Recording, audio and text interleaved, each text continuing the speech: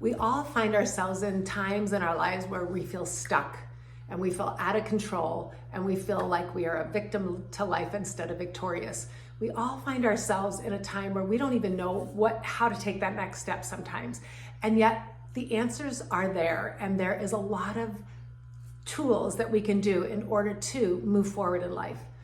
Hi, my name is Kristen Husted, and my practice is Well Balanced. I run a very well-balanced integrative therapy practice, helping people bring their body, their mind, and their spirit back into wholeness to walk fully into life instead of partially into life or wounded into life. Or how do you do that? How do you walk into newness when you have been over and over and over beaten down repeatedly, frustrated, hurt, injured, traumatized, physically or emotionally? It's like, how do we walk forward? I'll tell you that one of the very, very key things that I believe in walking forward in life is to surrender to what is, taking what is as it is. When we resist, whatever is going through us persists. When we struggle against the flow of life, and when we say, I don't want this, or no, I always catch my clients when they go, no, I don't want that. I said, well, let's think about that. What we resist persists. So when we accept what is, do we have the courage and the wisdom to move forward into a better way of living? And so it seems a little counterintuitive, I get it, because we want to resist the things that we don't want and don't like, and we want to only go towards the things we like. Well, really the two go hand in hand. The very thing that you are wrestling with can be your best teacher. And the way that you want to go forward can be motivated by this teacher of frustration, or this teacher of, I don't want to go here again. I deserve something better. I want a better life. I want to be free from my physical or emotional injuries or illnesses. And so accepting what is gives us the motivation and the strength to relax into the here and now. So once we relax into the here and now, can we come out of our thinking brain, which is called your beta brainwave state, which is all in this frontal cortex, which is just trying to figure things out left and right, left and right. Oh my gosh, my gosh, my gosh. And this round and round looping keeps us stuck. I talk about this all the time with my clients and on my videos. So how do you quiet your mind? So first is accepting what is, and the next is quieting that chatter in the front of your head. So a lot of my clients I deal with heart breathing, the heart coherence. Anytime you either touch your heart, put your hand on your sternum, take your mind's eye and put it on the heart, close your eyes and breathe through the heart as if the heart is breathing like your lung.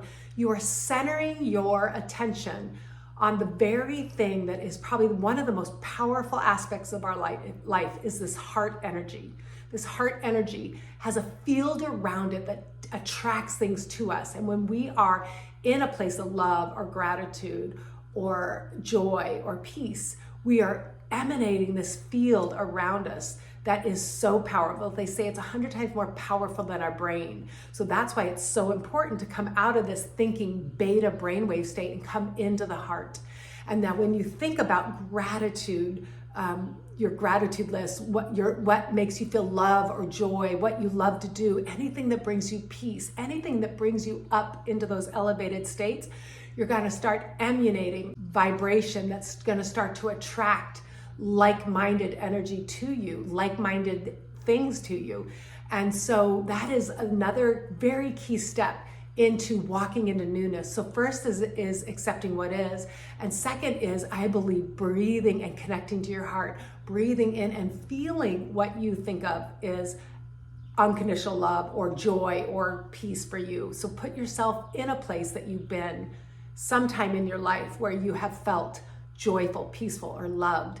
And so when you can actually think about a place or feel that emotion in a past experience, then you can actually bring that into your heart and start to radiate that electromagnetic field out into the world and start to attract newness. Not only does this heart breathing bring towards you goodness and put out a good vibe, it actually raises your serotonin and it changes your biomarkers in your body. So now we're not only doing something that's radiating out and attracting goodness into us, we are actually changing the chemistry in our body, lowering our blood pressure, raising our serotonin, lowering blood sugars, calming down that parasympathetic nervous system. And anytime the body is in what we call rest and digest, which is that parasympathetic calm feeling, we are calming down our immune system, and our immune system will then kick into healing. When our immune system's attacked by all the negative thoughts that are going on in our lives, then we get beaten down. We not only get sick physically, but we make ourselves sick emotionally. So again, repeating, accepting what is, coming into heart breathing coherence to change our ecosystem in our body and start to emanate this field that attracts things to us are some very, very key steps into moving forward.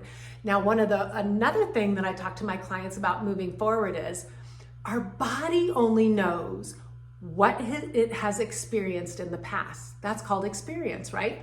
So if you have a very traumatic past, or you have a past where things don't go your way, or you've had trauma in your life, then your body, anytime it goes through fight or flight or something stressful, it's going to go back to that feeling of, oh my gosh, I cannot go there again. And you start to ramp up and the stress starts to come through your body.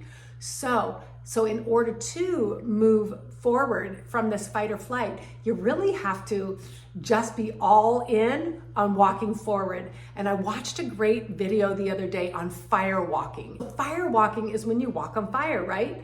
Okay, when our head is thinking, what, we're gonna walk on fire, these coals, our feet are gonna get burned, we're gonna be in pain, we're gonna be in the hospital, and we'll start to write a story of what it's like to walk on coals, even though maybe you've never even walked on coals. I mean, I haven't. So in this documentary, what they do is they create a retreat where people come to experience this fire walk phenomenon.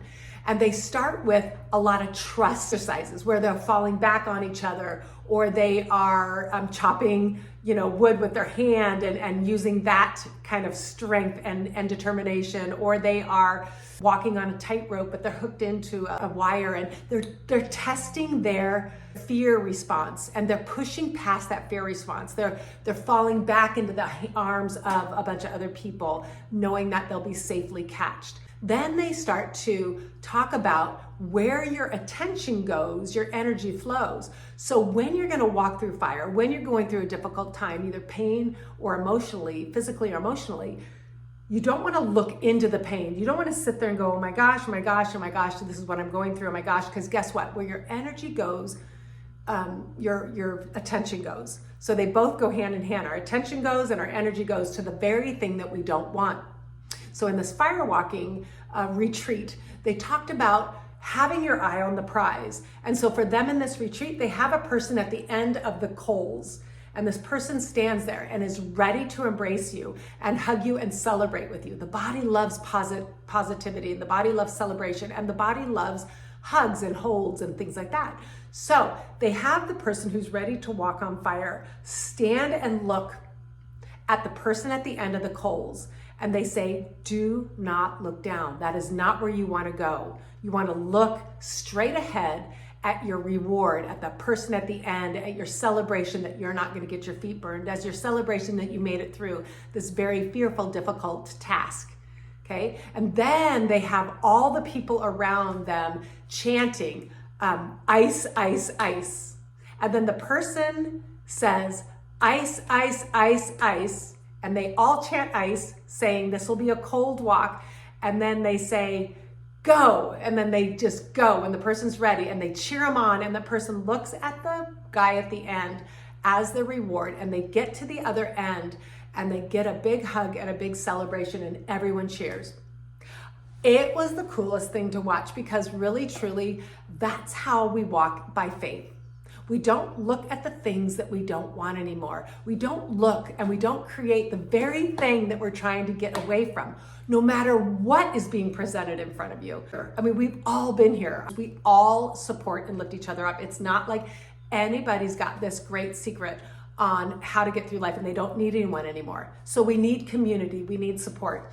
And then we need to keep our eye on the prize. Where do you want to go in life? What do you want to see? If you're going through something traumatic, a divorce or a loss of a loved one or a financial issue or anything like that, or an illness, it won't help us to constantly look down at the disaster.